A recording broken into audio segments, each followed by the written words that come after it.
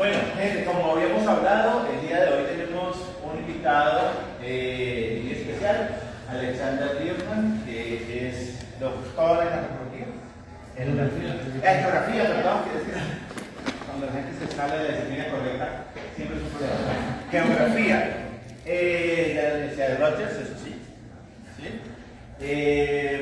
Alexander es un amigo y ha estado vinculado al Cauca desde hace bastante rato. Y hace 2 años, a comienzos de año, estuvo por acá, 2024, comienzos de año, hace 2 años. En una charla que tuvimos con Maracuya, ¿no? Fue. Y bueno, ya terminó su tesis, en ese momento no la había terminado. Y nos va a contar un poco sobre una parte de ese ejercicio que realizó en su tesis, que tiene mucho que ver, para quienes hacen parte del seminario de acción colectiva, de la acción colectiva de los movimientos sociales, pues que tiene mucho que ver con lo que hemos venido hablando. Así que pongámosle mucha atención a ver si podemos generar una discusión chévere al final de la conversación. Alexander, muchas gracias, muy chévere que estés acá y avante. Gracias.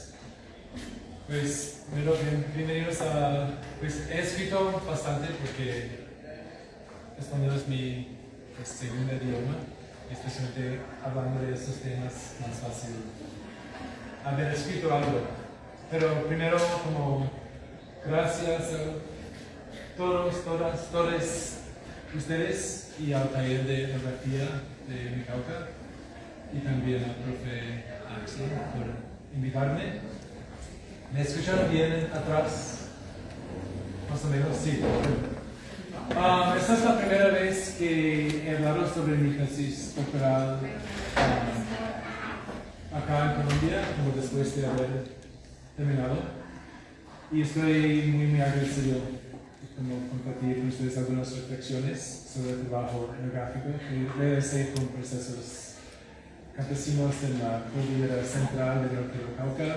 Una nota como mi tesis y cuando escribo como campesina con una quiz, porque para combatir el legado del lenguaje tan patriarcal, pero en la charla y también pues, me siento un poco como cuando estoy con los campesinos, ellos se hablan de sí mismos como campesinos y campesinas. Entonces, para hablar hoy voy a usar O y A, pero pensando en más allá que el O.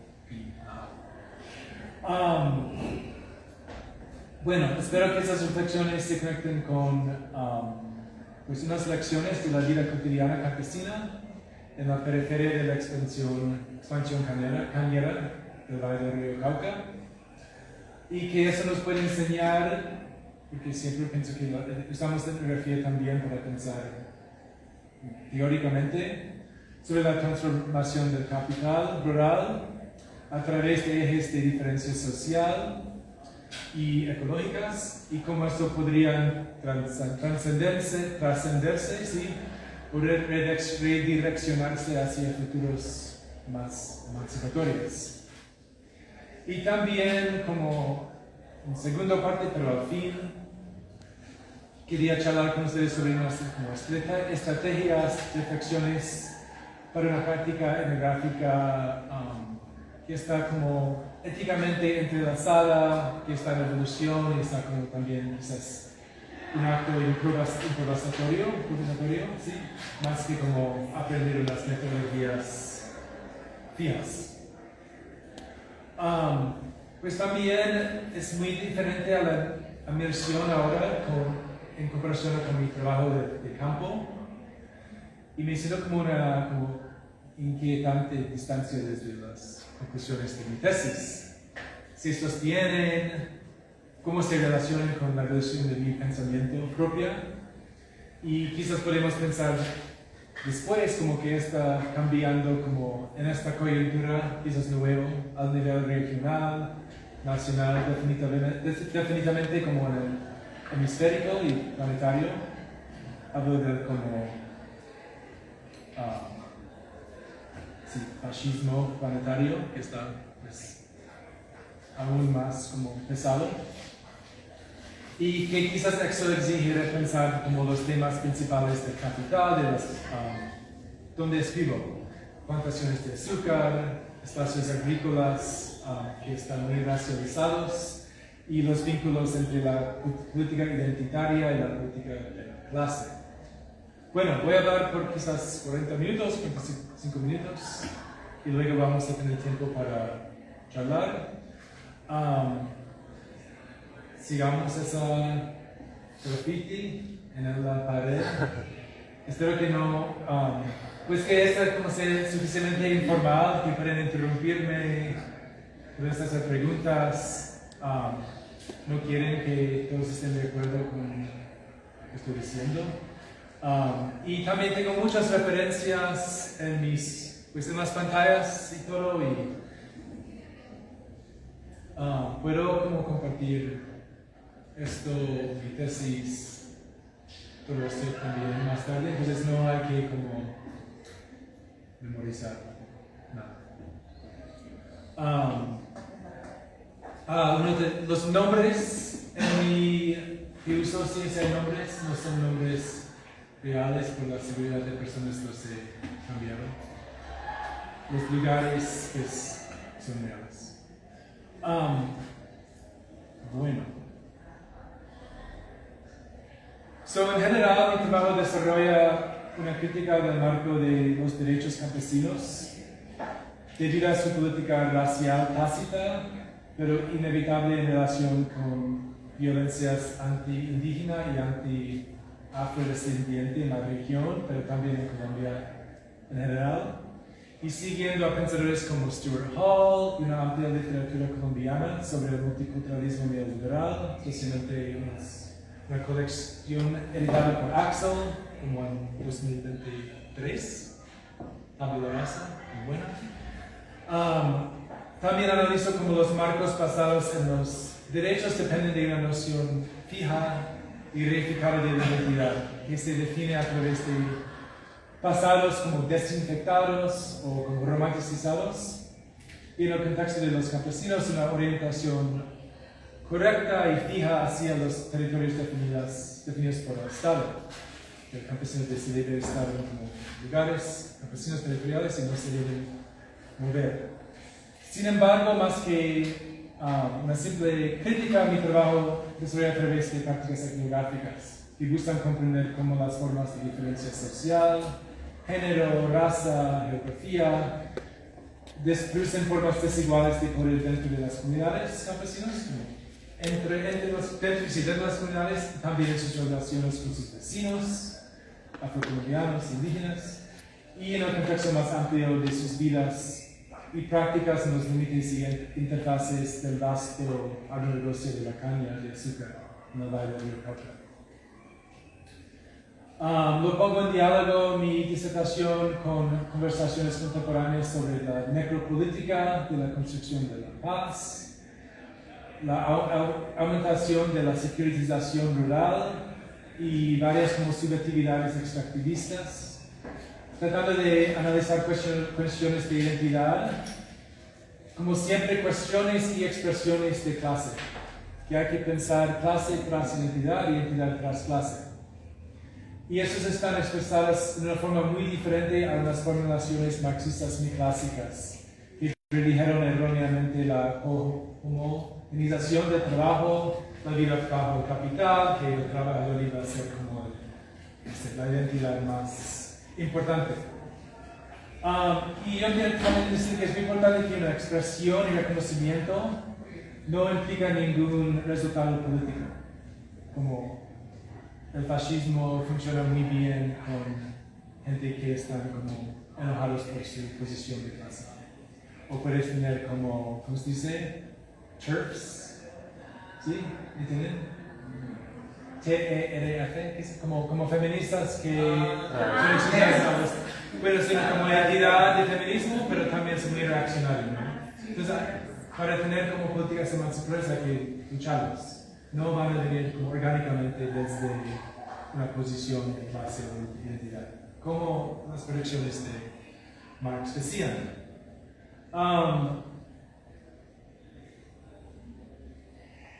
Más bien, las geografías desiguales de capital siempre están tejiendo una combinación de muchos modos de vida y estrategias de supervivencia, al tiempo que usan categorías identitarias para acumularse mediante la división.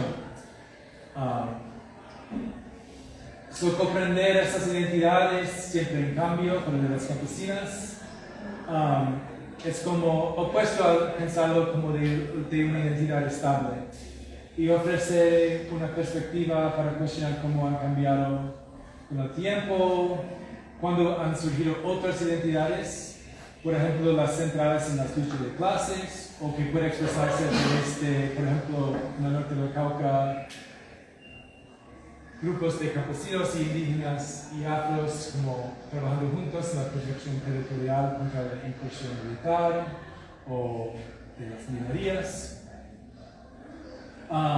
Y eso es como pueden construir solidaridades regionales frente a los paradigmas hegemónicos de poder.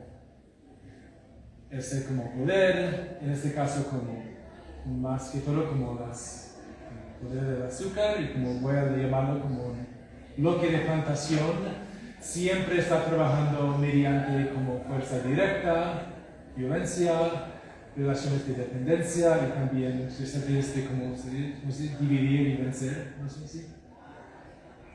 Sí. ¿Dividir y vencer al sol?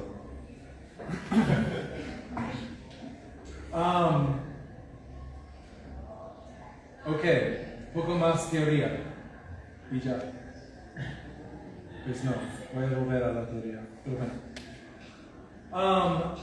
Mi disertación en total, y no hay que leer todo eso, pero combina como economía política feminista marxista, teorías de la plantación, a la escala como regional, pero también planetaria, lo que está llamado como plantación nocina, y cuestiones de transformación agraria. Y explora como las prácticas cotidianas de reproducción social campesina son una respuesta a las contradicciones y crisis de la plantación. Con reproducción social viene de unas perspectivas como feministas, marxistas, como desde los 70s, y eso intención es dirigir un enfoque en las acciones y trabajos que existen fuera del ámbito del trabajo remunerado o lo asalariado, ¿no? Este enfoque ha enfocado básicamente en el trabajo como entre comillas feminizado de reproducir trabajadores masculinos, pues, básicamente para sus labores, mujeres como subsidiando la acumulación de capital, ¿no? En discusiones contemporáneas quiero expandirlo, y no solo yo, pero muchos, a pensar en las múltiples formas en que el capital integra lo formal y informal, lo pagado y no pagado, la huerta y la agroindustria. No pensar en solo como trabajos de mujeres o lo que es afuera del capital, pero que capital mismo es un sistema muy dinámico que incorpora muchos aspectos no capitalistas o no remunerados dentro de su ámbito de acumulación y expansión. En este sentido voy a hablar de la producción de marihuana en el norte del Cauca, teniendo en cuenta que eso es solo un parte de un trabajo que estoy haciendo, que he hecho más amplio, que explora vías de hecho, ocupaciones, rotas familiares, organizaciones juveniles y de mujeres, entre otras, para explorar las dinámicas de sus vidas en este contexto regional de la caña y realmente como estrategias vividas, imperfectas, siempre en evolución para permanecer en su territorio contra como muchas olas y historias del despojo que no tenemos que contar acá, pero seguro que sabemos. Bueno, entonces yo realmente trabajo como en estas como colina, sí, como norte del Cauca, como del central, cordillera central del norte del Cauca, mirando hacia, como eso sería como al oeste, este, y realmente como muy cerca de una expansión de azúcar inmensa, ¿no? Ok. Sentado en las estribaciones agrarias del norte del Cauca, con vistas a los monocultivos de caña de azúcar, un amigo relata cómo un cargamento de marihuana con destino a Cali fue incautado en un retén policial de rutina. La pérdida de unos 4.5 millones de pesos representó casi una cuarta parte de sus ingresos anuales procedentes de la marihuana. Este niño complementa las ventas de cannabis con coca, café, cítricos, plátanos y con un trabajo familiar donde convierte en su casa en una cantina ocasional. A veces combina su trabajo como organizador político, campesino, con la coordinación de la recogida de marihuana en las fincas vecinas, ganando pequeñas comisiones por libra, como 1,000 pesos por libra. Entonces, si bien esa agregación de grandes pedidos conlleva riesgos de la policía, grupos armados, pandillas urbanas cuando bajan, también puede proporcionar ingresos críticos en un contexto de extrema precariedad y le apoya con su trabajo político, porque está moviendo a casa.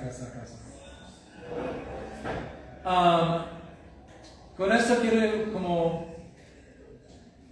empezar con que las economías de cultivos ilícitos se han arraigado en la reproducción agraria cotidiana del norte del Cauca.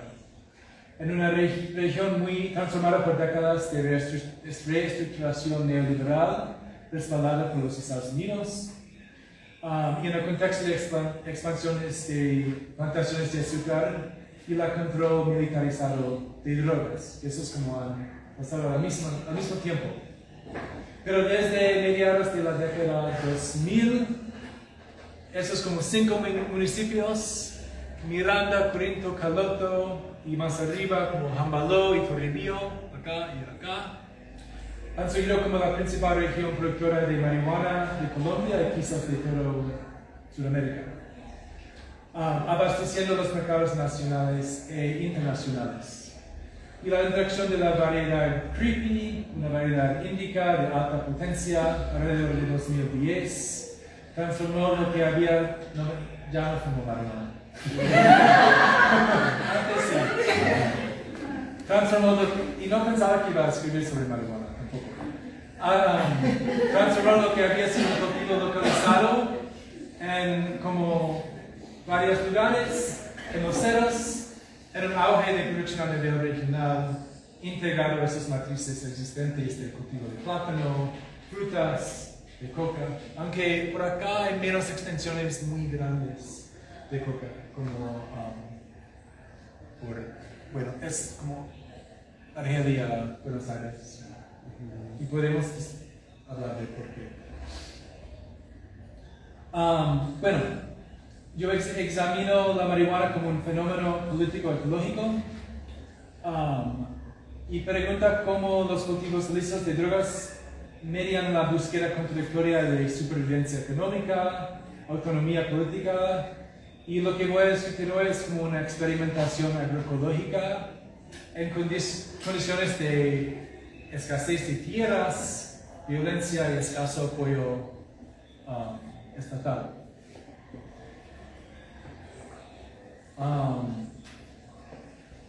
Yo pienso que como la marihuana cristaliza unas tensiones de cómo pensar una agroecología emancipadora y que realmente pensado dentro de las ecologías de la plantación capitalistas hay que pensar en proyectos que son necesariamente conflictivos, negociados o como plantea Stuart Hall, como sin garantías. Pero tampoco se puede no pensarlos.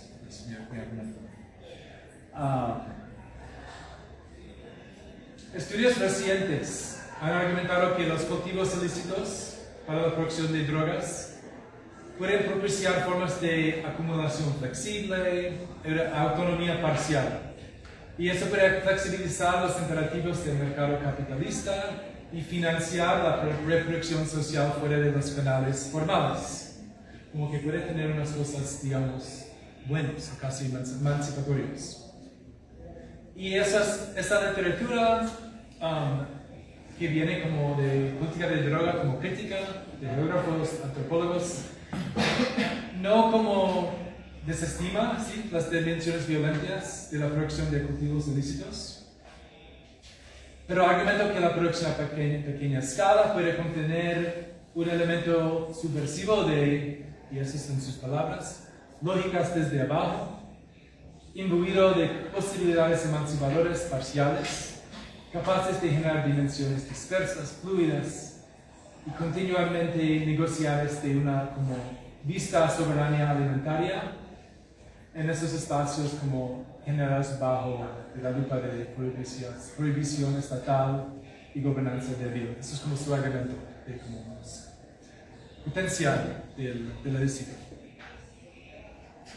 Dado que gran parte de la producción ilícita de cultura se ubica en los bordes y márgenes geográficas de manifestaciones regionales de como producción caracterizada por características de plantaciones, digamos que el valle está en azúcar, grandes extensiones, pero hay como cultivos pequeños, o no pequeños, pero de ilícita en los alrededores, no solo acá, pero en muchas otras partes. Esos autores piensan también en la lógica, que eso viene de la famosa filósofa caribeña negra Sylvia Wynter, de como las lógicas de la huerta contra la plantación, que hay espacios como fuera de la plantación que pueden hacer que tienen otra lógica, digamos. Y esos autores agroecólogos también han afirmado que la huerta encarna una forma de pensamiento decolonial que resiste los imaginarios contemporáneos de las plantaciones. Y esos como autores de como cultivos ilícitos dicen, bueno, es posible que dentro de esos espacios también existe como este pensamiento decolonial de una huerta opuesto de la plantación. Sin embargo, quiero explorar o sembrar, que el argumento de Wynter era mucho más complejo y prefiguró argumentos en torno tanto a la totalidad capitalista como a la reproducción social, que ven la expansión de acumulación y la reproducción social como momentos muy interrelacionados, aunque diferentes dentro del mismo sistema. La huerta tiene sus semillas criollas, orientación a valor de uso y no de intercambio, tiene una distancia de la vigilancia de los dueños de la plantación, o hoy en día los drones. Para Wynter pueden tener aspectos emancipatorios por esas razones, pero también existen para reproducir la plantación misma, como de manera barata, alimentando a los esclavos o trabajadores, de una manera subsidiada por los dueños. Ya sea flexible, pequeño, basado en parcelas, no hay una lógica emancipatoria intrínseca desde lo pequeño a lo bajo. Sería mi argumento. Esos procesos emancipadores parciales o núcleos decoloniales están sobredeterminados por las dimensiones políticas, sociales, económicas y ecológicas del espacio-tiempo capitalista, en este como espacio en expresión por la plantación. Entonces, la producción de marihuana en el norte del Cauca es inseparable de las lógicas de la plantación regional en su concentración de tierras, desarrollo desigual y la gobernanza racializada. Incluso donde la producción sigue siendo a pequeña escala y intensiva mano de obra, que muchas personas llaman como pre o no capitalista, está estrechamente vinculada a la demanda global especulativa y los regímenes regionales de violencia, lo que produce una condición distintiva de precariedad, y eso es como el marco global, que hay mucho más como trabajos precarizados y informales, en lugar de una alternativa estable como capitalismo agrario. Esta dinámica existe no solo acá, pero parece que es una característica del capitalismo a nivel planetario. Y no sé, pienso que es un espacio muy como importante e interesante pensar mientras que el capitalismo va transformando y parece que puede integrar muchos tipos de producción, de mano de obra que no parecen industrializados ni capitalizados dentro de sus procesos de acumular más dinero y poder. Y debemos pensar como, ¿por qué?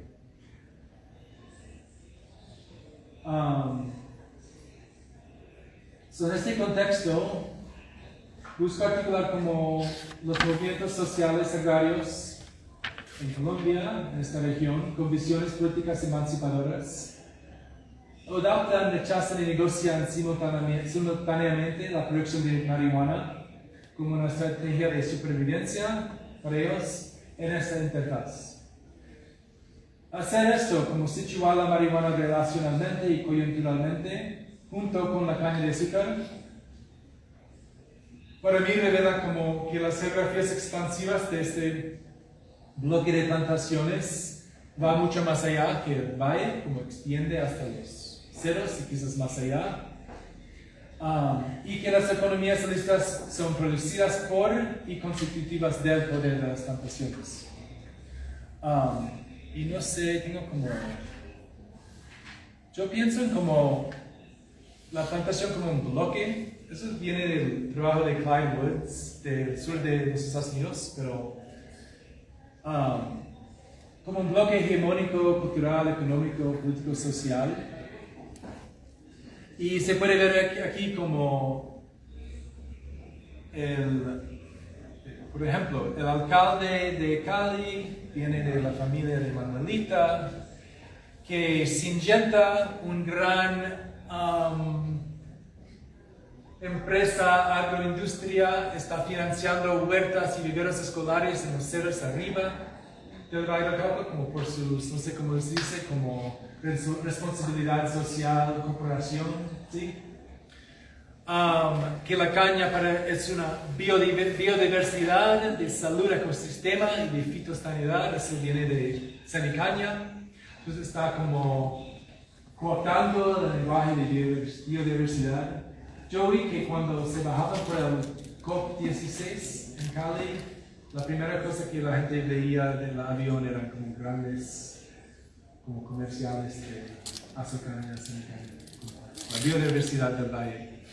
Y bueno, como apoyan como un Café Romo, que es como una colectiva pequeña que muchos campesinos que conozco son parte.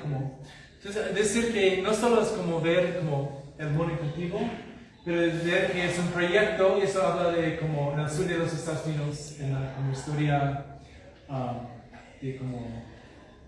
Y recomiendo mucho el trabajo de Clyde Woods. Decir, bueno, como acabó la esclavitud, pero cómo ha transformado esas como dinámicas de plantación hasta que Bill Clinton, de las 90s, llegó a la Casa Blanca, que vino de como unas familias como como es nuestro Alejandro Eder, algo así.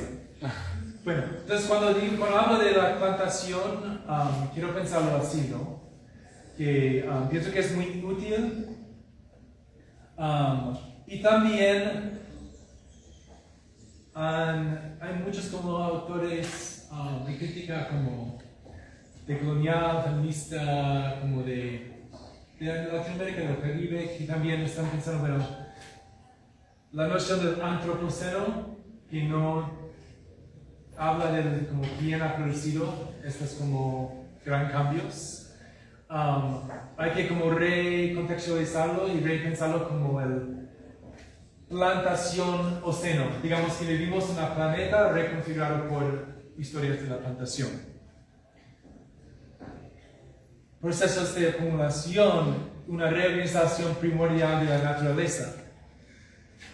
Laboratorio del modernismo, el trabajo de Sidney Mintz, que decía, bueno, el capitalismo no venía de Europa. Marx estaba equivocado. El laboratorio para como las fábricas venían de las plantaciones del siglo XVI en Jamaica, de Haití, luego como se trasladaron a Europa. Entonces también eso es como pensar como historias de capitalismo y modernismo afuera del tanto como eurocentrismo Gracias. Entonces, a la misma vez, muchas de estas como teorías, yo pienso que no piensan mucho en cómo funciona una plantación en vid como acá, regional. Y como geógrafo, pero también quizás como antropólogo adoptado, pienso que es muy importante pensar en qué está pensando como a nivel regional, en las vidas de personas, en su materialidad, ¿sí? Lo que piensan. Y eso también nos da como mejores teorías de cómo funcionan cosas a otras escalas. Yo quiero, con todo esto, lo que planteo es que la cultivación marihuana es como una agroecología conflictiva y es un ensamblaje de cuidado, extracción, negociación moral y un cálculo como político forjado en estos límites de la plantación. Y para pensar la plantación hay que pensar en sus exteriores. Aquí pienso mucho en el trabajo de Ruth Wilson Gilmore, que como una geografía negra de los Estados Unidos, que piensa que, por ejemplo, para ella, como si quiere pensar en la expansión de cárceles que estaban pasando en los Estados Unidos como lugares rurales, y también acá también, hay que pensar en toda la economía política rural y para ella como post-agraria. Tierras baratas, que había mucho como manos de obra pues, que no tenía empleo. Y pienso que como también para mí es por eso digo como interfaz, límites de la plantación, pero es decir, hay que pensar las cosas desde afuera. Yo no voy a tener tiempo para todo. ¿Cuánto tiempo voy a hablar? Aquí para hablar dos cortos. Ok. Yo quiero como etnógrafo, quiero hablar un poquito como específica de esta proyección. Y pues quizás podemos cortar quiero como 5 o 10 minutos al fin para hablar un poquito más como de geografía. Entonces, me dice cuando estamos llegando, antes de llegar al fin, o quién tiene arreglo. Sí, me dice como con 10 minutos, porque... ¿Sabes? Aquí la dueña del reloj. La dueña del reloj es todo. Pero terminamos a las 12. O sea que. Pero quiero hablar con ustedes también, como con preguntas. No, pero hay tiempo. Ok. Se va a poner Listo. una hora y 15 entonces. Perfecto. Bueno. ¿Dónde estamos? Ok. So, la producción de marihuana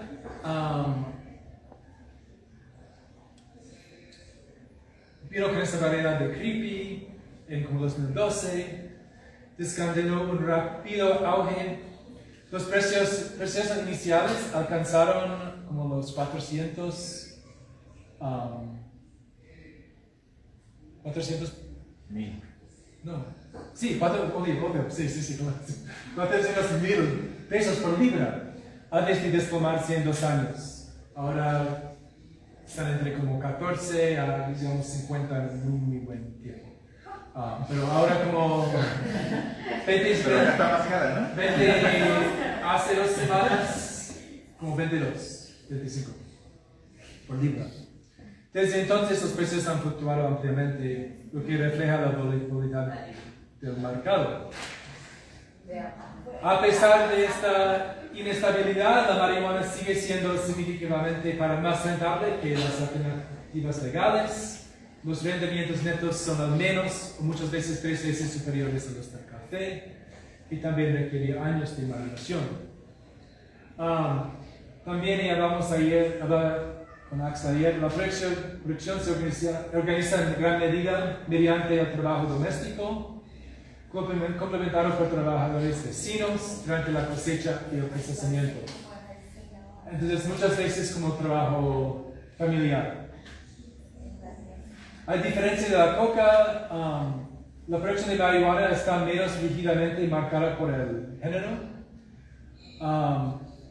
mujeres participan en todas las etapas del cultivo y el procesamiento. Conozco muchos mujeres que tienen su propia producción, no solo están jornaleando.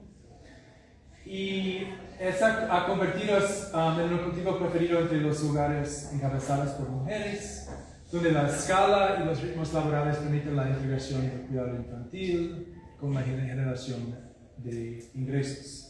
Y realmente, como en muchas partes, la marihuana está donde he trabajado como muy integrado en como el panorama existente de como agrícola. Para sembrar hay que inscribirse en un gremio, eso regula las cuotas de siembra, organiza el trabajo colectivo y financia la estructura comunitaria mediante contribuciones obligatorias. En una manera, podrías pensar en como gremio, tiene como características de como trabajo de minga. Eran formalizados en 2021 en medio de la caída de los precios y los gremios limitaban la producción a 500 plantas por cada cultivador registrado y exigiendo cumplimiento mediante inspecciones a las fincas colectivas. Y hay como sanciones graduales si no cumplen, pueden arrancar plantas. Bueno, si bien los cultivadores criticaron con frecuencia la intensidad de la supervisión y las obligaciones, como que la gente está llegando a ver sus cultivos, que tienen que hacer trabajo de minga cuando no quieren, bueno, que tienen que donar parte de su cultiva a los gremios. La mayoría consideraba simultáneamente a los gremios un mecanismo necesario e importante para la regulación colectiva y protección política. Y también, como toda esta regulación, lo hacían en torno, como en unos meses serían unos 15 campesinos y cambiaría. Es bastante como, ese trabajo era bastante como distribuido. Los gremios también negocian con los disidentes armados y actores estatales para asegurar periodos temporales en los que los cultivos pueden continuar sin erradicación y que pueden mover en el territorio.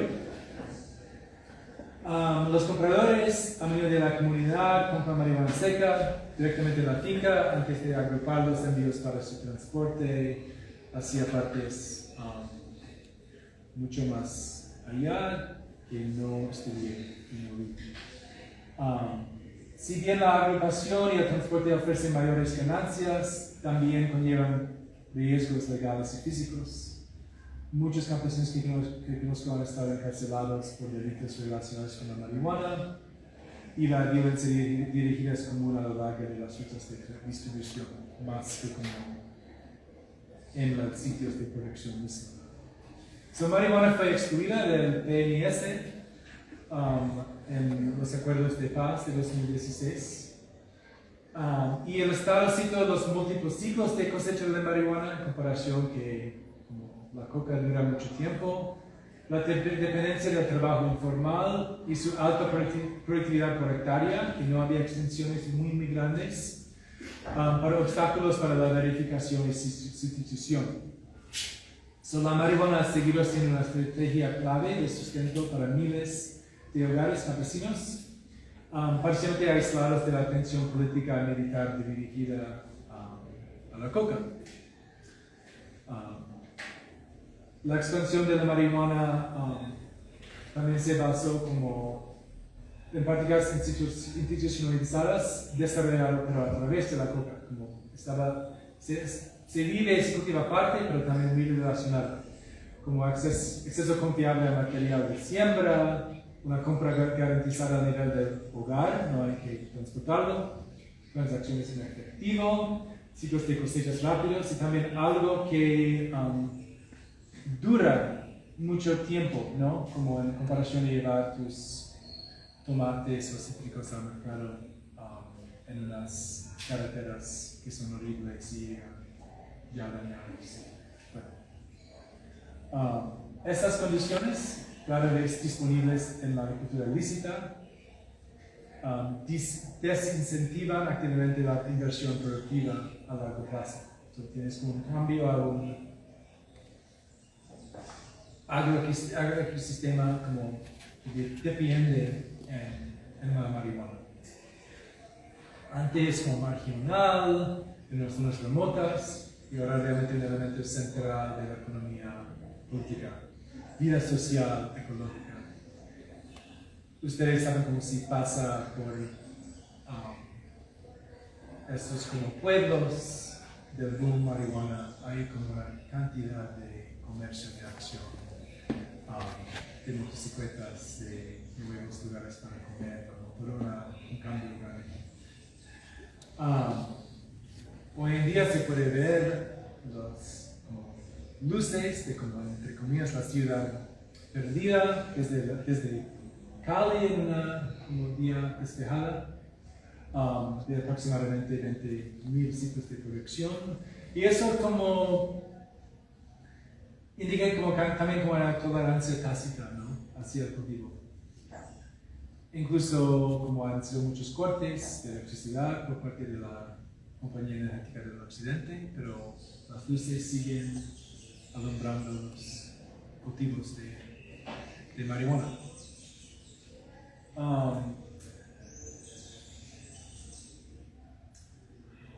Entonces, la producción y la circulación se rigen por una combinación cambiante de asociaciones de gremios, los grupos armados disidentes y puestos de control militares y policiales, ¿no?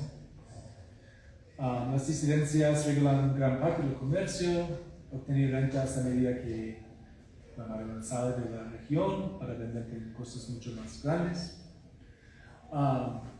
Y si bien el cultivo de marihuana socavaron la autoridad indígena en algunos resguardos donde los cultivos ilícitos están prohibidos, también ha permitido la consolidación del poder político campesino a través de gremios informales, que son informales pero muy organizados. Superponen con organizaciones campesinas establecidas, integran con juntas de acción comunal, apoyan candidatos políticos, al mismo tiempo que están como negociando los canales de distribución. Depende en el día, pero por la conversación, pero campesinos yo pienso que le ven esta como negociación como un éxito, una pesadilla o simplemente un medio de supervivencia. Y la mayoría de los campesinos con quien he hablado marcan como estas actividades a través de lo que llamaría como Foucault, como ilegalismo popular, como que son prácticas como criminalizadas, arraigadas en la reproducción cotidiana de la clase, más que en una transición moral o resistencia manifiesta. Los cultivadores contrastaban frecuentemente su criminalización con la relativa impunidad de los consumidores urbanos, estudiantiles, etc., interpretando la represión menos como una medida de la aplicación de la ley y como un mecanismo de control territorial y mantenerlos como en pobreza.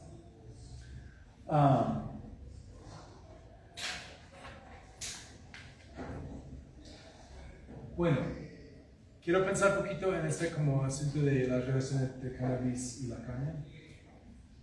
Eso es un invernadero de marihuana. Puedes ver las luces, los bombillos. Esto tendría como 500 matas. Y el invernadero como durarían como varios años. La plástica pasó como quizás 7 años, 8 años. Y puedes ver como las guaguas.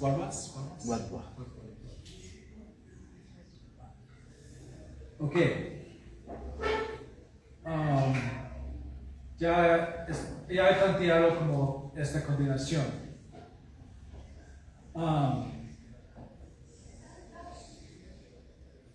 Quiero pensar en unas cosas. Bueno, primero quizás es como si la producción de cannabis de condiciones es como un ilegalismo popular y quizás la estabilidad del azúcar ha dependido de ilegalismos burgueses, que el despojo, subsidios, relaciones de deuda, paramilitarización, para también producir un veneno, contrastan marcadamente con la criminalización de los campesinos. La criminalización de los cultivos ilícitos ha servido durante mucho tiempo como mecanismo para disciplinar a las poblaciones agrarias racializadas del norte del Cauca. Persecución de los productores independientes de tabaco en los finales del siglo XIX, hasta las redadas policiales contra la marihuana en las décadas de los 60 y 70 en los cerros de Corinto.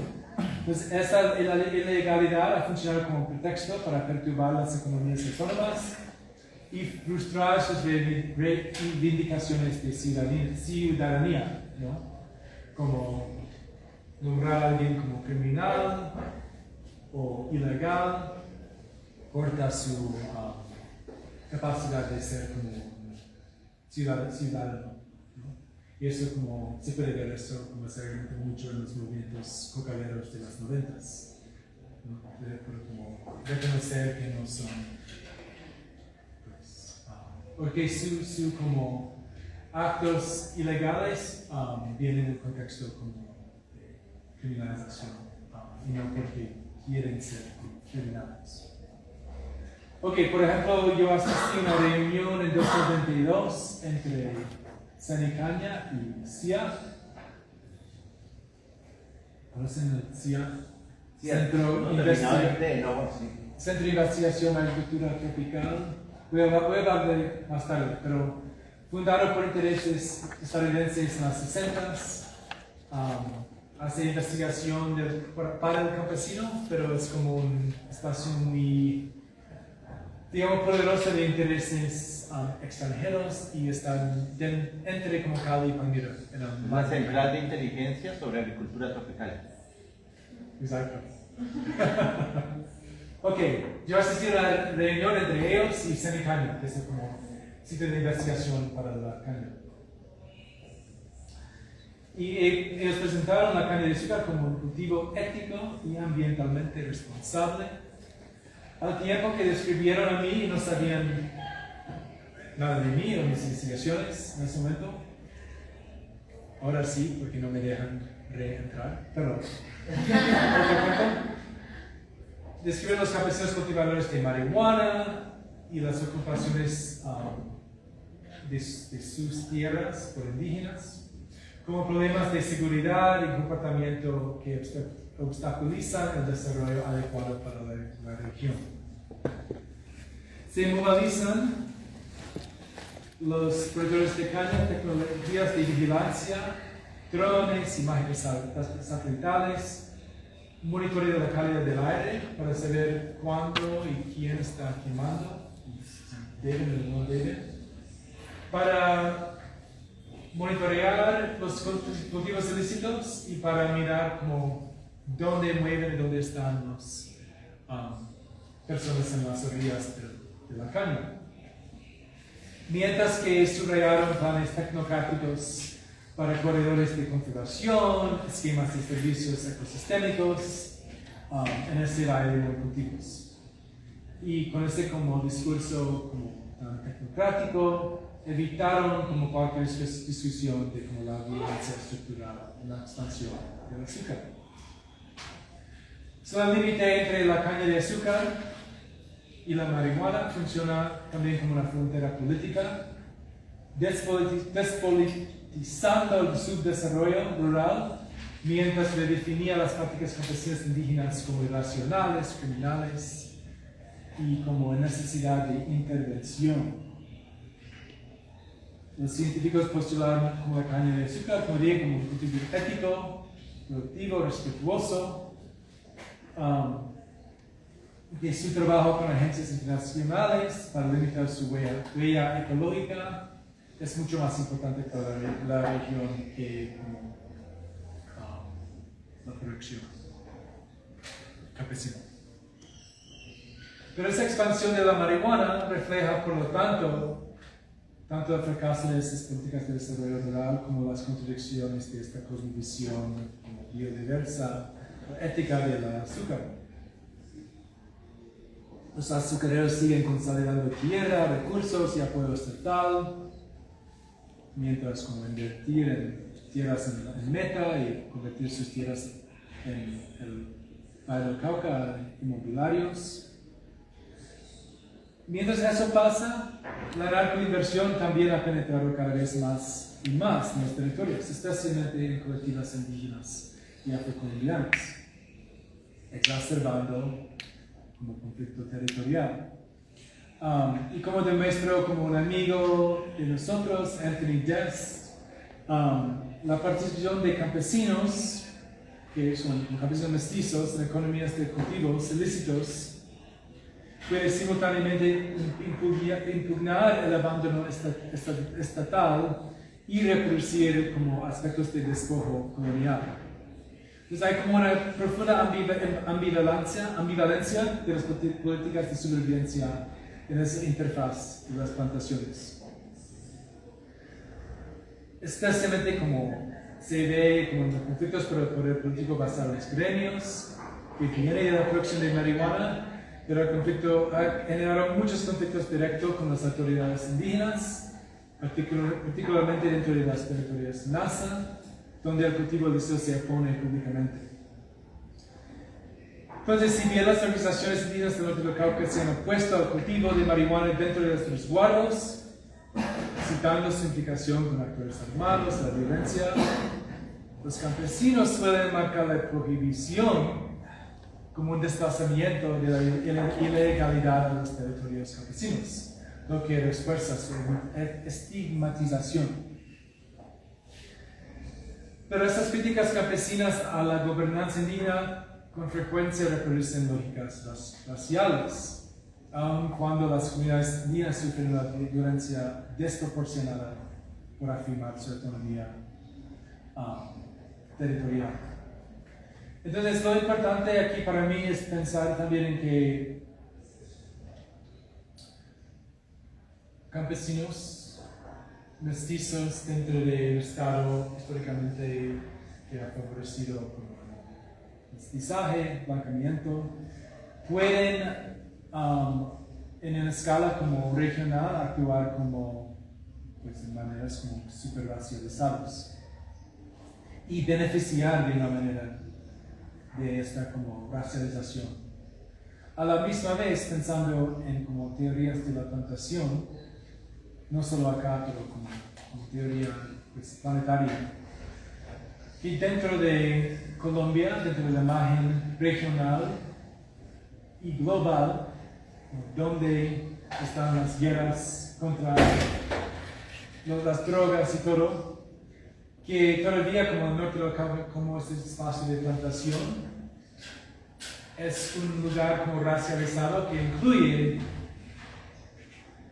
pobres campesinos, comunidades afros, indígenas, aunque su como sometimiento o su como sienten o viven la violencia racializada es muy diferente, depende de su posición en ese espacio. Y dicho eso es como una... También se puede como interrumpir tanto como la política como de identidad, de identificación y pensar en como, bueno, cómo ha sido cómo ha producido procesos de raza en como combinación con esa expansión de la plantación y sus como alrededores muy desiguales y violentos. Y cómo están los sujetos como incluidos en esa como proyectos de raza, aunque casi no benefician, pues quizás benefician un poco, pero realmente los que ganan son los que mantienen el valle libre de personas y lleno de agroindustria.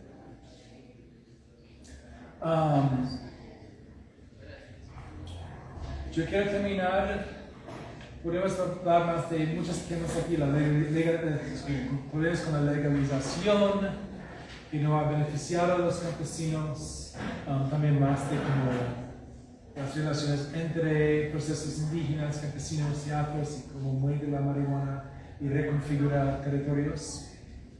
Pero lo que he querido pensar en esta como charla y como lo que estoy pensando ahorita también es mucho en como, bueno, en esta coyuntura donde los cultivadores de marihuana están buscando como algo de legitimidad y que la marihuana no se está quedando, la gente sigue produciendo mucho.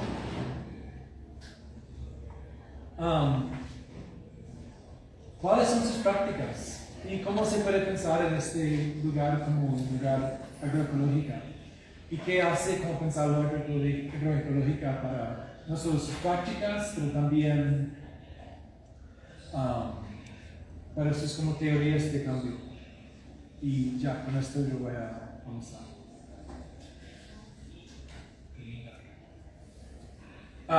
Entonces también puede ver como en el tiempo. Aquí se representa como estamos en la zona de productor de marihuana, siempre como en un soldado, con armas grandes.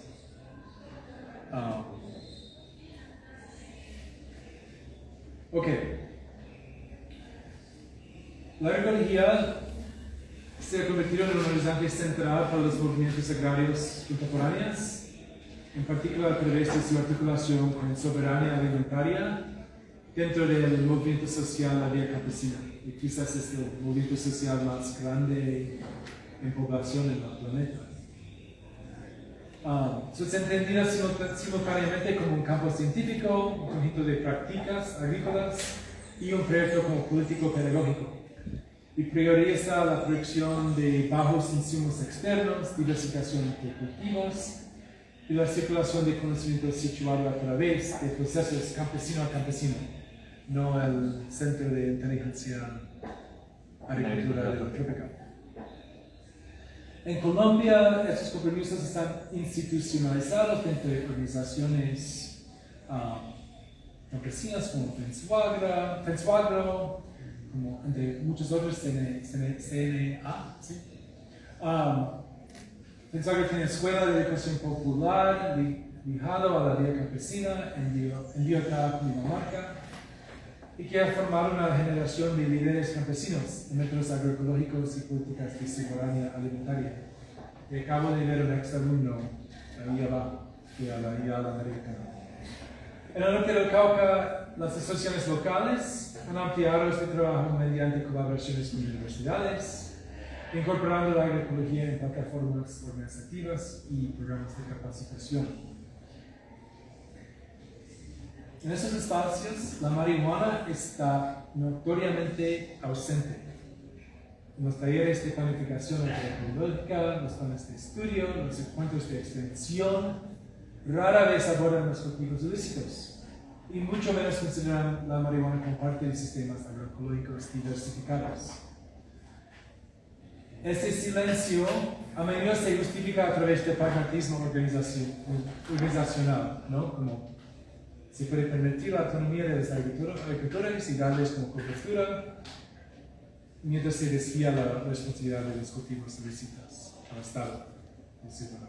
Vamos a quejar con el Estado que existen los cultivos ilícitos, pero no vamos a hablar en la organización y vamos a como seguir con ese como secreto, ese como ese elefante blanco, ¿no?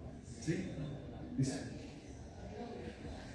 Pero también yo pienso que refleja suposiciones morales de clase más profundas, morales y de clase más profundas dentro del discurso agroecológico a nivel como mundial, que siempre colocan lo ilícito fuera de los límites de lo propiamente agroecológica y propiamente como soberanía alimentaria.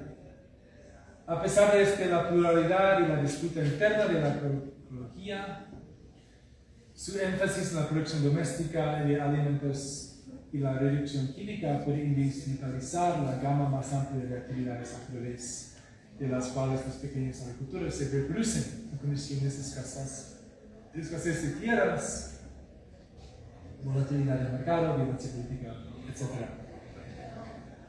Y esos argumentos también han como generado como discusiones de cómo los movimientos sociales agroecológicos han sido institucionalizados y como cooptados por las Naciones Unidas, por espacios universitarios, pero nunca he visto muy poco como dentro de la agroecología como discusión sobre los cultivos ilícitos.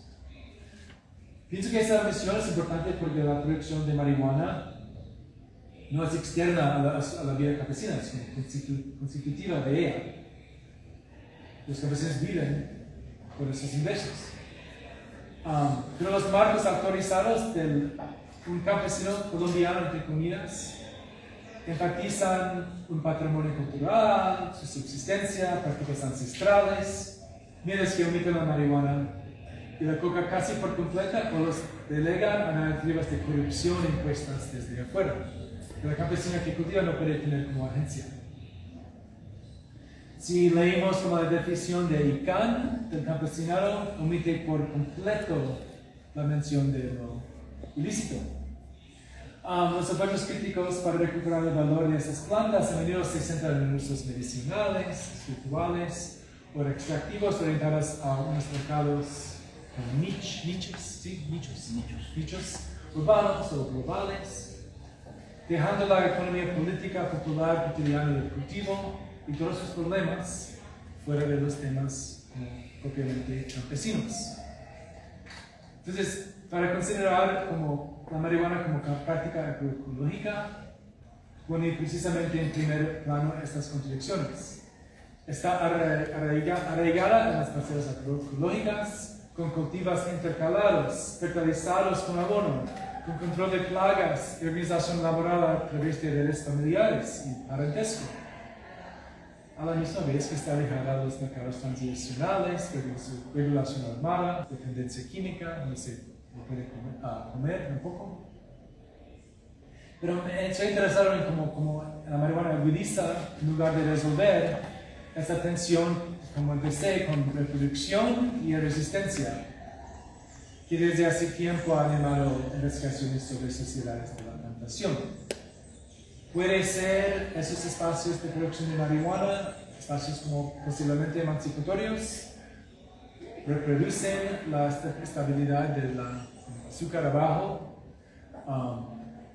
¿Qué es su rol como política? Y en lugar de oponerse a las lógicas de las plantaciones, lo que he visto es las agroecologías de la marihuana surgen dentro de ellas, sustentando la presencia del campesino en la tierra, aunque reproducen la exposición a la violencia y la degradación ambiental. Muchos encuentros etnográficos subrayaron como esta experimentación agroecológica dentro de estas limitaciones. Entonces escribí un capítulo y después un artículo sobre esas dinámicas. Un amigo que conocí hace mucho tiempo, también en la Yala americano, que ahora vive en el norte, enfatizó rápidamente que la transformación agrícola y agroecología debe evaluarse en relación con las realidades cotidianas del trabajo familiar y sus inseguridades territoriales. Un día reflexionaba sobre unos proyectos agroecológicos de tomate, promovido por socios universitarios de la Javeriana, y señaló que el norte del Cauca carecía de mercados viables. Entonces, lo que hacía que tales iniciativas fueran económicamente insostenibles a pesar de su promesa técnica. Se podían estudiar el tomate, la producción agroecológica, pero no había lugar para venderlo. Y también tenía como muchas personas que tampoco podían hablar de su producción de marihuana dentro de esos espacios agroecológicos, que no querían tocarlo. Pero tampoco rechazo la agroecología ni la soberanía alimentaria. Y eso es un poquito como, hay varios como estudios desde el norte del Cauca que hablan de como que la marihuana como completamente destruido como la soberanía alimentaria. Y lo que he visto es como hay es inestable, pero hay como que están tratando de hacer los dos, ¿no? Este amigo pensaba como en cómo integrar la producción de comida directamente en las políticas organizativas de emancipación de sus movimientos sociales. Pidió como mientras sigamos produciendo alimentos, podremos cerrar las carreteras, refiriendo a los roles de los campesinos en los paros nacionales que extendieron por toda Colombia en 2021. Si seguimos produciendo nuestros propios alimentos, mantenemos nuestra autonomía. Entonces, no voy a hablar de todo acá, pero en su finca y muchos otros se puede ver que como dentro de marihuana hay cultivos de maíz, hay cultivos de frijoles. He hablado muchas veces de preguntas muy básicamente agroecológicas. Si hay más cobertura del suelo, con más cosechas, se puede usar menos herbicida para controlar las malezas. Es como una pregunta clásica de como las cosechas intersembradas, ¿no? Sería necesario inocular los frijoles acá para fijar más nitrógeno. Eso daría nitrógeno quizás en su decomposición a la marihuana. ¿Y cuánto se podría disminuir como la fertilizante? Esas son preguntas muy simples. Bastaron realmente pensar eso como un ecosistema muy viva. En ese punto, ¿hasta qué punto como puedes tener frijoles y maíz y a qué densidad sin competencia con la marihuana? Podría como... ¿A qué punto va a hacer daño a la marihuana?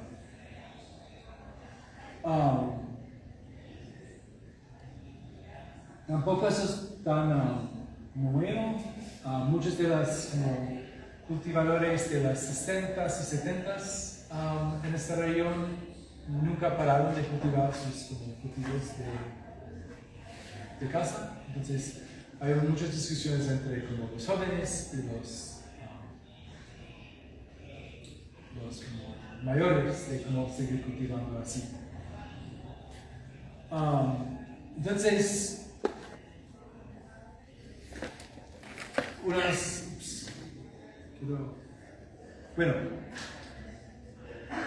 un día como antes de irme en esa visita, volví a la finca de un amigo y caminamos con sus hijos y así uno de los campos más lejanos que usas de familia. Y antes eso fue marihuana. Tan empinado que al fondo de la valla parece como acelerarse al encontrarse con él. Y fue para mí un camino no fue fácil, apretando con los bordes de mis botas para no resbalar. Y mi amigo estaba abajo con una azada, observando la base de cada planta de maíz, donde había exactamente 3 frijoles sembrados, muy exacto. Y su esposa me contó que la noche que llegó a la hora de plantar marihuana, decidieron no, como vamos a plantar maíz. No queremos poner los cables, las luces, no queremos joder con el gremio, comprar más clones, no queremos también conseguir con químicos. Y también como quizás podemos vender esto en el pueblo, a vecinos, o usar el maíz para molido para gallinas. El otro hijo de 10 años nos miraba y sonreía con mucho y me dijo, sí, pero yo quiero tener los campos de coca y marihuana más grandes de todo el pueblo cuando sea grande. Entonces lo que he querido como discutir, listo. Nuestros ejemplos y la contextualización de relación con azúcar es como el círculo de ecologías de la marihuana no apuntan hacia una alternativa tan coherente, una transición ideal, tampoco son experimentos nuevos. Las generaciones anteriores recuerdan como cultivando marihuana intercalado con muchas otras cosas, como dije. Aunque lo que ha cambiado obviamente es una transición grande en la densidad de la regulación, la expansión de marihuana, la volatilidad de los precios, un régimen agroquímico. También debemos pensar en cómo la revolución verde abajo, a encontrar otros lugares para imponerse. Entonces las familias han tenido que reconsiderar cuánto tiempo la marihuana va a quedar como parte de su vida. Pero en momentos de rechazo, los campos designados por la marihuana también pueden salir de esas económicas y lógicas ilícitas. Y eso sugiere que también los procesos de riesgo, autonomía, cuidado también pueden recalibrarse. Y esos son experimentos, como siempre, forjados para mucha restricción, moldeados por sus opciones, como composición de como base, es como parte, y como un conocimiento generacional. Y entonces quiero pensar en como cuáles son los límites de la agroecología y también de nuestro como pensamiento etnográfica en esos espacios. Cuando no se purifica de los medios de vida ilícitos y exigen como políticas atendidas a la contradicción en lugar de como resolución.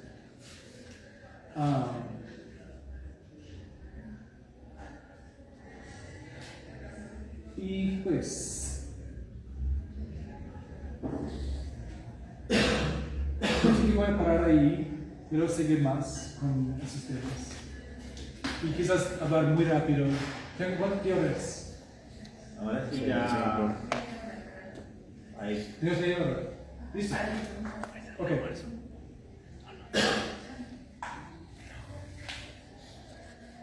Yo llegué a esos temas hace más que 10 años, cuando estaba trabajando como un agroecólogo, o formándome como un agroecólogo científico. Y un mentor en los Estados Unidos me dijo, yo quiero establecer relaciones con unos agroecólogos en Colombia. Y bueno, y mi pensamiento de agroecología siempre era como izquierda de movimientos sociales, de como pensamiento de campesino, integrando ciencia y conocimiento tradicional.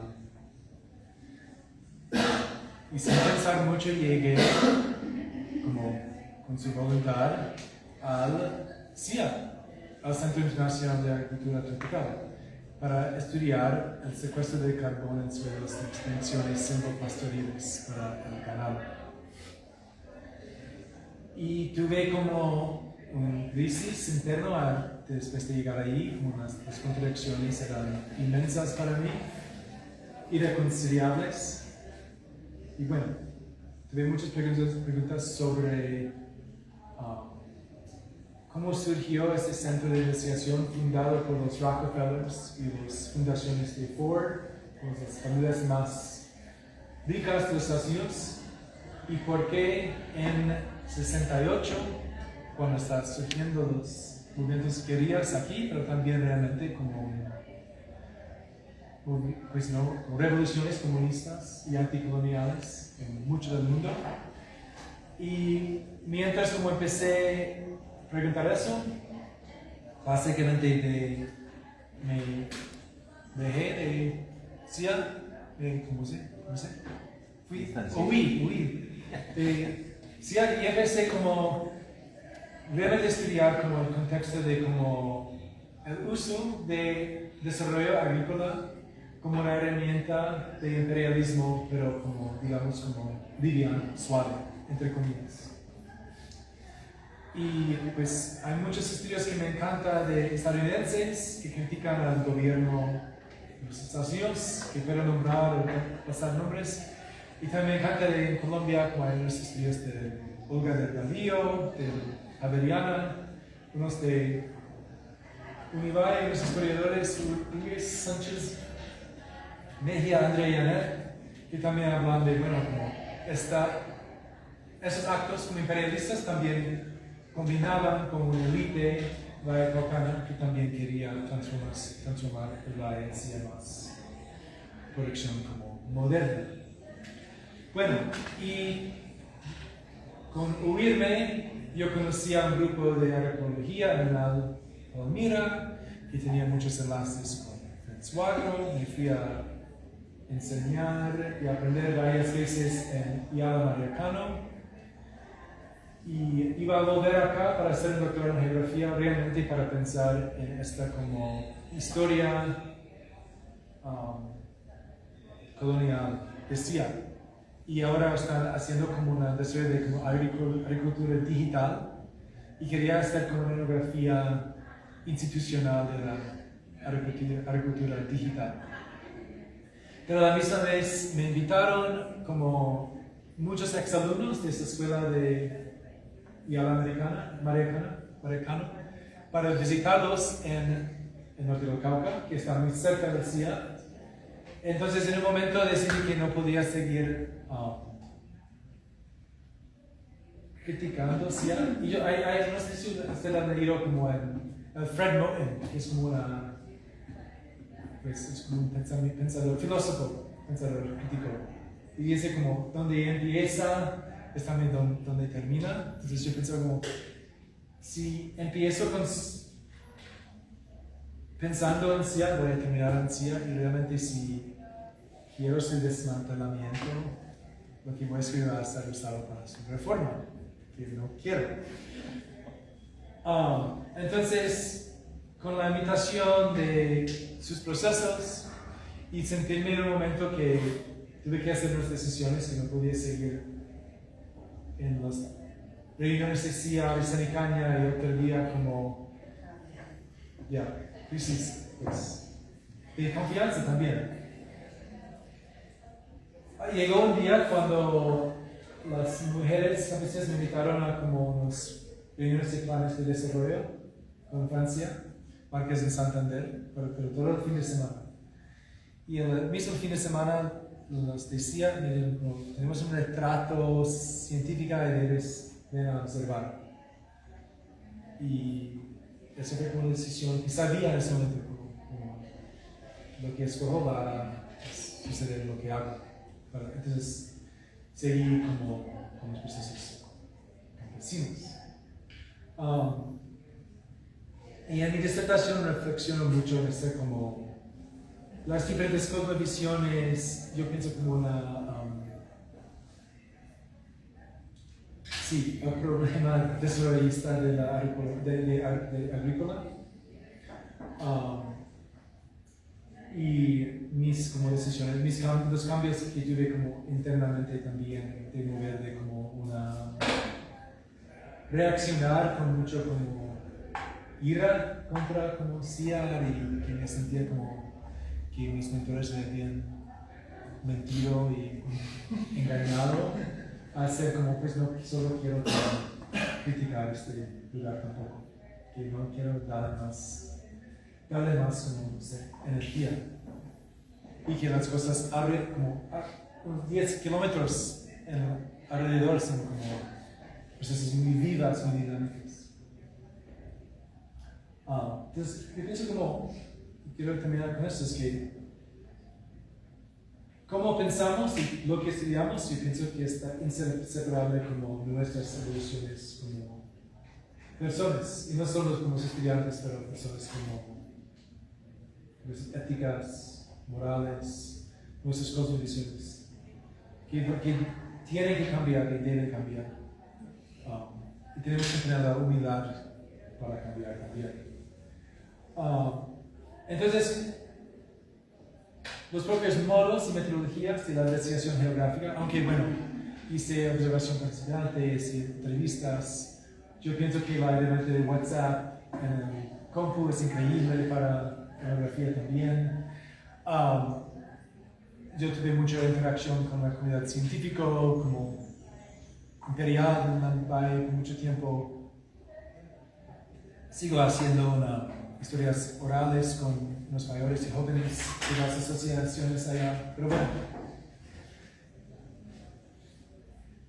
Esas son cosas que, pues, en principio hay clases, como, bueno, como, ¿qué vas a hacer? Estamos hablando ayer de eso, como, ¿qué vas a hacer? ¿Con quién vas a entrevistar? ¿Cuántas entrevistas? ¿Qué es su marca teórica? Pero ese trabajo gráfico se superpone con la estructura misma de nuestras relaciones. Como la ilusión de como que yo voy a hacer un proyecto, es una ilusión que como todo sucede desde las interrelaciones, ¿no? Eso es parte de cada aspecto de nuestro trabajo, o negarlo también se puede ver en el trabajo. Desde cómo nos sentamos y hablamos con personas, hasta nuestras orientaciones políticas, pasando por los tipos de afirmaciones de verdad que hacemos, la evidencia, hasta el tipo de personas en las que nosotros mismos convertimos en el proceso. Lo que me ha servido mucho más que una metodología, quizás ha sido unas prácticas que nos llevan a presencia con otros y con nosotros mismos. Cómo llegar a un espacio. Para mí fue como dormir en casas de personas desconocidas y aprender de ellas, cómo estar bien cómodo por mucho tiempo y no juzgar a mí mismo o a otros. Seguir un cuento que ya no entiendes, que por casualidad vas en la moto de alguien y ellos te dicen algo y eso cambia con quién vas a hablar, pero podría haber que no fuiste en esta moto y fuiste en un carro con otro y tu cuento habría desarrollado muy diferente, ¿no? Y yo pienso que eso realmente requiere una práctica de improvisación, mucho más que los mandatos estrictos de una institución, de poesía, de música, baile, de como un sentido espacial. Además requiere no solo darse cuenta de nuestra identidad o posicionamiento en la investigación. Yo pienso que es muy importante por estos como identidades que tengo. Yo hablo de quiero hablar de esta manera, calificarse como identidad, ¿sí? Que es como importante, pero se ve como blanco y extranjero y con estos como partes impuestos de pensamiento imperial, llego a este punto, pero estoy atento a esto, importante, clave, pero ¿cómo incorporamos nuestros encuentros también fenomenológicos y transformaciones personales en la práctica? Me parece muy importante para la etnografía. Me encanta la reflexión de una mujer, Laura Pérez, un antropólogo, pienso. Escribe sobre el proceso de intentar materializar la filosofía decolonial dentro de su investigación. Y eso es una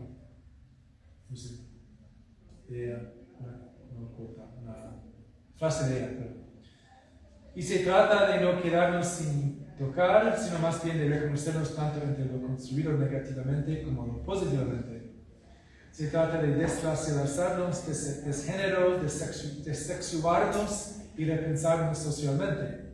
Se trata de empezar a descubrir otra forma de ser hombre o heterosexual o lo que sea, por ejemplo. Se trata de sentir que debe haber otro modo de ser humano y libre. Debe haber otro modo de ser. Y lo que impulsa hacia, en sus palabras, una profunda solidaridad basada en una política de identificación con otridad del otro como parte imbricada e interdependiente de nuestro propio ser, aun cuando sea un reconocimiento de la diferencia irrepetible del otro como tal. Jesse Crawford, otro etnógrafo, yo creo que también piensa lo mismo, pero usa como métodos psicoanalíticos en sus proyectos de reflexividad y dice: el propósito de dicha reflexividad no es simplemente participar en introspección narcisista o solipsística, desenterrar y confesar verdades incómodas que sirven para reforzar la propia sensación de ser un investigador valioso, sino más bien tomar esas ideas e integrarlas dialécticamente en nuestra investigación en el preinformado del futuro. Entonces, como hablaba ayer con Axel, que yo sé que ustedes han hablado bastante, la pregunta del yo en la etnografía es compleja. Hay una línea muy frágil, estrecha, entre como un objetivismo falso, como así hacen la gente acá. Y eso es bastante, pues, para mí, inútil y falso, pero también el solipsismo, con el yo hice, que se refiere más sobre la transformación personal. Pues, y también podríamos, pienso que quizás hay buenos momentos de autoetnografía, pero son escasos. Practicar, autocriticar, leer a otros etnógrafos muy buenos, seguir discutiendo, pero yo pienso también mirando hacia adentro y hacia afuera, siempre a la misma vez, hasta que quizás esas diferencias se confunden. Y esos son, pues, eran mis reflexiones en mi situación políticos y éticos para mí, pero también yo pienso que eso es quizás la parte no solipsístico. Y también yo pienso que amplió mi percepción geográfica de cómo esos paisajes monoculturales, esos vastos espacios de plantaciones de caña de azúcar, pero obviamente el proyecto del imperio estadounidense, como hablaba, producen espacio y se negocian y disfrutan mucho más allá de sus supuestos límites exteriores, sus bordes, y al mismo tiempo sigue transformando en el proceso. Al mismo tiempo que yo estoy transformando a conocer a mí mismo tras conocer a otros. Y realmente últimamente. ¿Bueno? ¿Ya? Tiempo. Y bueno, 20 minutos apenas para conversar con el público. Entonces, los dejo allá. Y diría, sí, quería terminar con algo de Stuart Hall, pero sobre esos temas. Pero, dice, bueno, y quizás como, la otra cosa que voy a decir es como, es como pensar en estos como espacios de ecología muy conflictivas, de esas identidades campesinas que siempre están cambiando con mercados globales, que siempre están como en transformación. Tenemos que pensar en cómo nosotros estamos como nuestras identidades y nuestros como seres también siempre están en transformación. Y pienso como la práctica del etnografía es como realmente pensar como en su transformación, en su vida, como a través de supuestamente el otro o la otra, el otro que no es otro. Bueno. Gracias.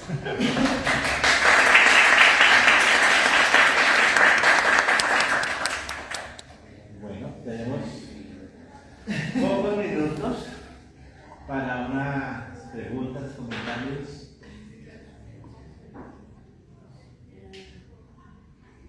Pues es que no sé si de pronto hay una palabra que usas que es la resistencia, ¿no? Y tú hablabas como de Sofía Wigner. Sí. Y como que hablabas de estas lógicas, fuera como de la adaptación, pero no sé si puedas profundizar un poquito más como en esa concepción que tienes de resistencia, pues porque pues este seminario abarca eso y pues también es una resistencia así como organizativa, o si sea desde, pues también dices que sea desde las huertas, lo cotidiano, pero como que de pronto sí me la puedes meter un poquito más. Porque como que siento que entender más de las tensiones, como en esa lógica de lo de la resistencia, sí, más lo teórico. Listo. Sí, pienso que sí. Ok, vemos, sí.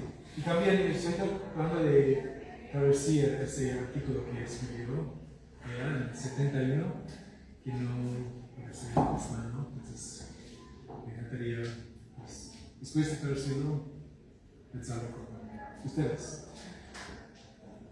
Yo pienso que muchas veces se conceptualiza la resistencia, como en organizaciones y en sus prácticas, como algo que es como fuera de las lógicas del capitalismo.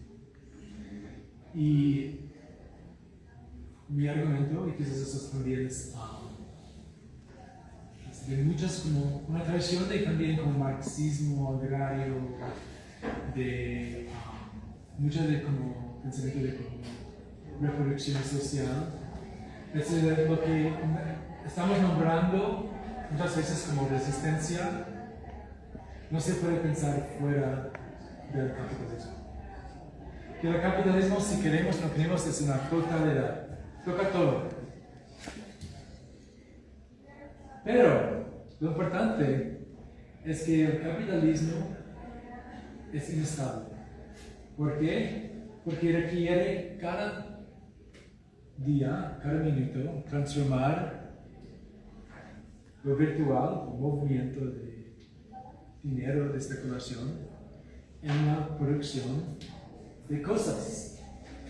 ¿Cómo se dice? Commodities, materias. ¿Sí? Aunque estamos llegando a un momento de mucha más mecanización, valoración dentro del capitalismo depende en labor. Eso fue algo que también Marx decía. Hay habla de esta crisis de mecanización, pero todavía como el capital está medido en horas laborales. Valorar también valor. Y también hay mucho como todavía una dependencia en la creación de valor por personas que laboran. Y después eran como personas pensadores de ecología que dicen, bueno, que también el capitalismo requiere no solo labor como de humano, pero también requiere como la reconfiguración de la naturaleza, de espacio y tiempo mismo, ¿no? Como diría David Harvey. Bueno, esos no son procesos virtuales, esos son procesos que tienen que pasar en las laderas del centro de Corea Central del Norte del Cauca. O tú tienes que estar transformado desde un ser que no quiere trabajar hasta una persona que va a llegar a su trabajo. Pero diariamente, el capital tiene que seguir haciendo ese trabajo. Entonces, aunque la capital está siempre en evolución y está tocando todo, también, organizando todo, también es completamente precario, inestable, etc. Y produce porque tiene que, por ejemplo, reorganizar toda la naturaleza para tener un buen cultivo de caña y usar agua, y que llega muchas plagas, y tiene que depender de más fertilizantes, y va a abusar de los trabajadores, o crear como mecanización, tanta mecanización que las personas afuera no tienen trabajo y van a entrar la cosecha y tomar su tierra. Esas contradicciones son adentro de la reproducción misma de capital, que capital genera sus propias crisis. Y políticamente, desde ese espacio, todos nosotros podemos aumentar esas crisis, aprovecharlos, usar esas crisis para generar otros futuros, ¿no? Entonces, parte de la cosa que Sylvia Wynter decía es bueno. Y eso es algo que, como siempre estoy diciendo aquí, porque muchos dicen, bueno, las fincas agroecológicas, las huertas tradicionales. Y Sylvia Wynter decía, esas huertas eran completamente parte del sistema de la plantación. Los dueños no querían dar comida a los esclavos porque costaba demasiado. Entonces, en el tiempo libre que tenían los esclavos, mantenían sus propias huertas, cultivaban sus semillas, cocinaban comida. ¿Pero por qué? Para reproducir trabajadores más baratos para la plantación. Muy jodida. A la misma vez, Winter dice, dentro de esos sistemas hay la capacidad de muchas resistencias. ¿Por qué? Porque hay la preservación de semillas tradicionales y criollas, ¿no? Que es la producción de comida. que también hay espacios físicos donde los dueños, la vigilancia no está.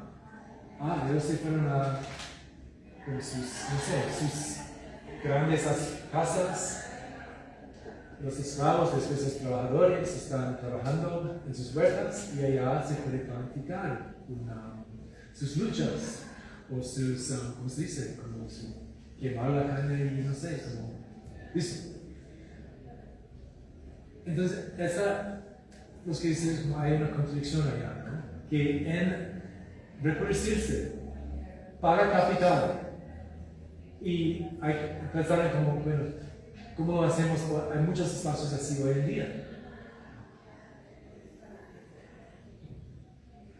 No niega la posibilidad de cambiar esos espacios. Existen otras cosas. Y quizás la pregunta política es cómo aumentar, expandir, profundizar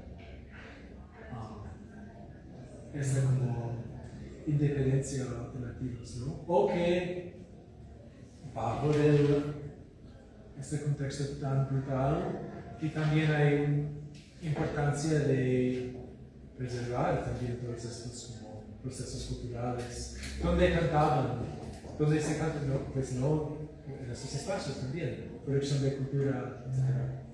Entonces, eso quería como, lo que quería decir es que muchos antropólogos, críticas, todos quieren como poner la huerta de estos espacios como en contradicción, o sí, como si fuera sí, fuera. Y decir que, pero no ponerlo como afuera tampoco niega su potencial. Yo pienso que le da más importancia porque es decir, bueno, tampoco es como premoderna o precapitalista, es contemporánea con el capitalismo. Existe y ha existido, ha evolucionado, ha mantenido por todo ese tiempo que pues el capitalismo ha querido reproducirlo por una manera, pero también pararlo, no dejarlo. Como, queremos que ustedes usen este espacio, pero no así, pero no así, pero no así. Eso debe ser como, no sé, estas palabras demasiado académicas de contradicción, de negociación. Quería pensar en como versión de esa dinámica. Y pienso eso. Para mí siempre ha sido muy como, genera muchas preguntas y preguntas incómodas que son, no sé, que son útiles para pensar. No sé si eso. Sí.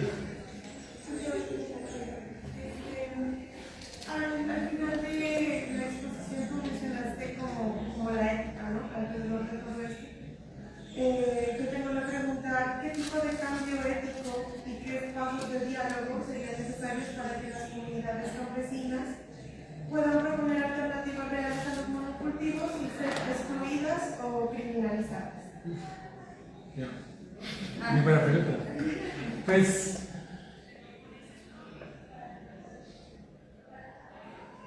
yo pienso que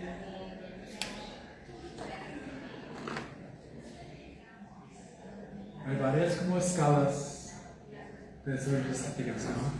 Uno es como cómo se llega a alguien de este espacio o de mi universidad o lo que sea con diferentes niveles de educación, de poder, quizás de diferencias de clase, etc. Y cómo y cuál será nuestros o sus relaciones a, digamos, como un discurso hegemónica de la universidad, del Estado, de empresas, lo que sea, que tienen varias agendas.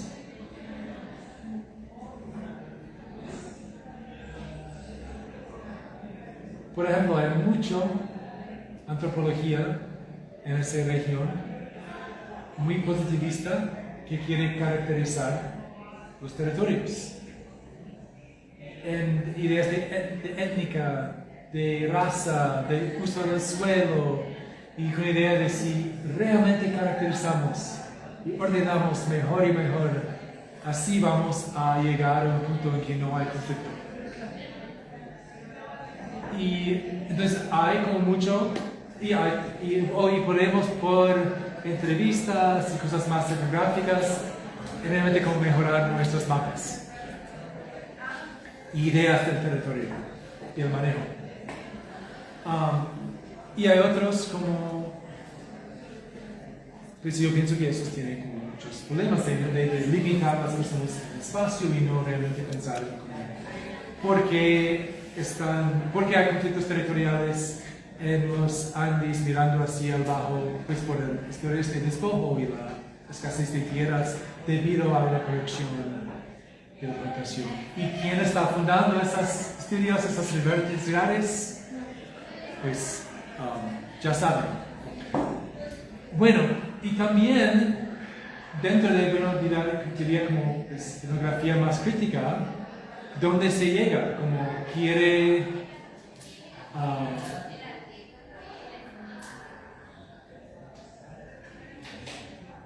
plantearía como cómo serán nuestros estudios, en qué servicio están, en cuáles narrativas, para mejorar el funcionamiento del Estado, para reformar la política de drogas, pero desde Popoyán, desde Bogotá, o desde un pensamiento burguesa que no quiere el éxito, pero ¿por qué? Pero no vemos, por sus enlaces al conflicto armado, pero realmente tenemos esta relación y realmente hablamos con personas y realmente pensamos en como su como existencia y su como agencia, de también ellos han decidido muchas cosas decididas. Bueno, esos son como parte de lo ético. También yo pienso que dentro de la universidad hay una facilidad de llegar a una comunidad, extraer la información, escribir, presentar, etcétera acá, y nunca volver lo que encontraste y viste pues, a esta táctica también de cómo ves a tus interlocutores, ¿no? Y yo siempre pienso como, bueno, yo tengo estas ideas, yo quiero como estudiar, escribir, pero ¿qué necesitan ustedes también de mí? Porque quizás quieren como apoyo con un archivo, o hay un caso criminal, o caso de como reparación con el Estado, y que sería bueno que la investigación que haces también puedas escribir las páginas, como ofrecer también lo que haces como académicamente, y no fuera muy como que no tiene nada que ver quizás con tus investigaciones, pero cómo puedes trabajar éticamente en conjunto con sus procesos. Y eso de decir como de Paulo Freire tampoco es como decidir lo que quieren.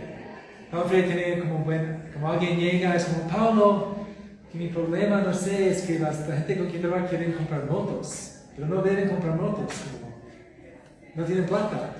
Y Paulo dice, no, pero la primera cosa es que apoyarlos a comprar motos, y después tras eso hay como, llega a otros espacios de crítico, no. Y quizás la última cosa que diría es que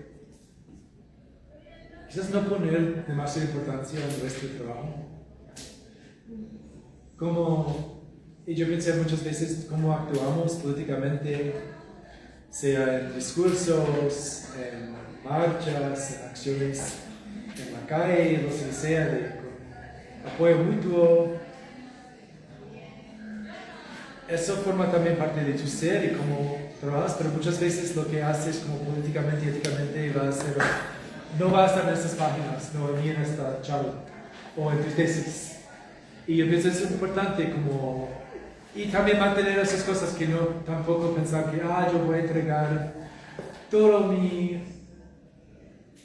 vida entera a la academia y no como tener como un pensamiento crítico hacia porque vas a ser vas a ser su propio profe también. Entonces como tampoco quizá debes entregarte completamente a ti mismo en este proceso. Pero esos son, sí, quizás varias escalas del ético.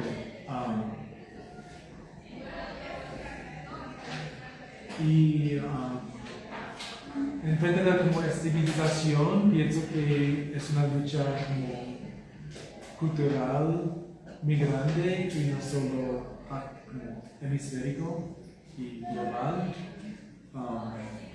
Y mucho viene también de como las como acciones geopolíticas de mi país, de Estados Unidos, ¿no? Como civilizar como campesinos acá que nunca han fumado marihuana ni metido rico y la cantidad de como lo que están haciendo donde vivo en Nueva York y es como parte de la vida normal, ¿no? Entonces ¿cómo combatimos eso en muchas fuentes, ¿no?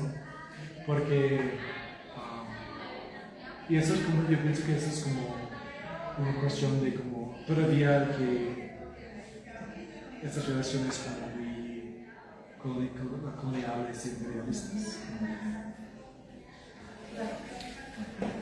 Bueno, Alexander, muchas gracias. Gracias. Quedan ahí algunas ideas interesantes. Espero que haya muchas preguntas. Espero que se comuniquen con Alexander si quiere seguir la conversa. Y de pronto hasta le volvemos a invitar algún día a que venga a conversar por acá. Sí, yo voy a estar voy a estar aquí mañana también. Hasta el jueves. Pero si quieren charlar de cualquier cosa o salir de que también escuchar de lo que están pensando y investigando. Sí. Gracias.